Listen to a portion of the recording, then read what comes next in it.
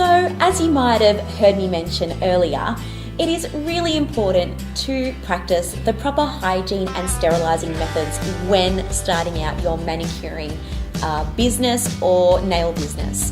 This is a pinnacle part of your business because you definitely don't want to spread germs or infections onto your clients. And so I'm going to just show you quickly a quick way how to stop that from happening and the practices that I use during my manicuring and nail sessions.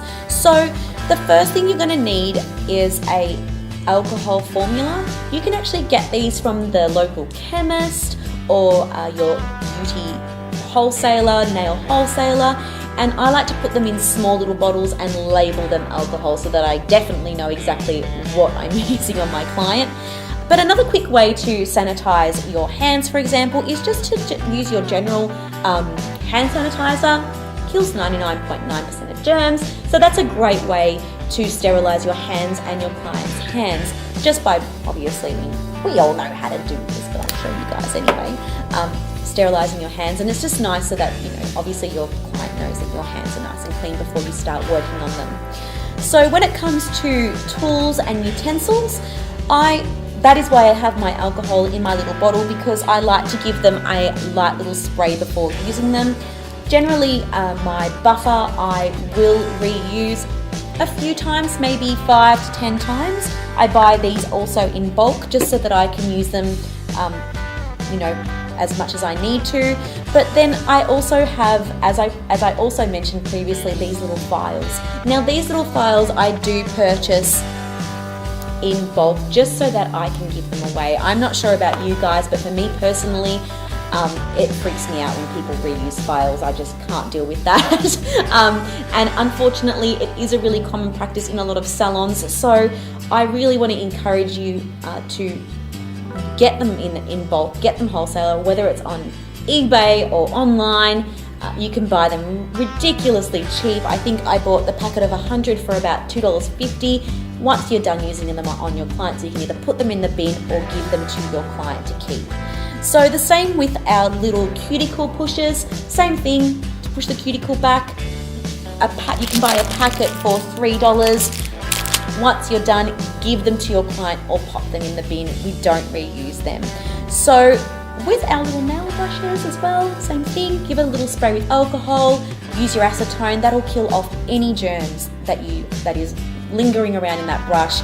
Alcohol or acetone will obviously kill any of that and stop the spread of germs, and that's really important. You definitely don't want to deal with someone who you've given somebody an infection because you weren't, using the proper hygiene and sanitary requirements. So that's really important. Now, when it comes to tools and utensils, again, you can use your alcohol to just sanitize them quickly just by giving them a little light spray with your alcohol and wiping them down with a bit of paper towel. That's really easy. Now, a question that I get asked frequently is about your cuticles and these little tools. So this is a topic that a lot of people don't know, but is again a very, very common practice in a salon environment, especially in a nail salon. A lot of people use these to cut the cuticles. Unfortunately, it's not something that we're actually allowed to do. The cuticle on the nail is actually there to protect your nail. It's actually there to stop the spread of germs and contamination and nail viruses, and that's why we have a cuticle. So when we chop the cuticle off, unfortunately, that leads to the spread of germs, and a lot of people bleed, which again is, you definitely don't want to be passing that on to anybody. So I would say never ever cut the cuticle. I don't do it to people. I think that it's quite an aggressive tool, but I do keep it for chopping nails when I do acrylics. So same thing, you can just give this little baby a bit of a spray, and it's funny because when I do clients, quite a few ask for me to cut their cuticles, and I just always explain to them that your cuticle is there for health reasons. You were born with a cuticle, keep it there.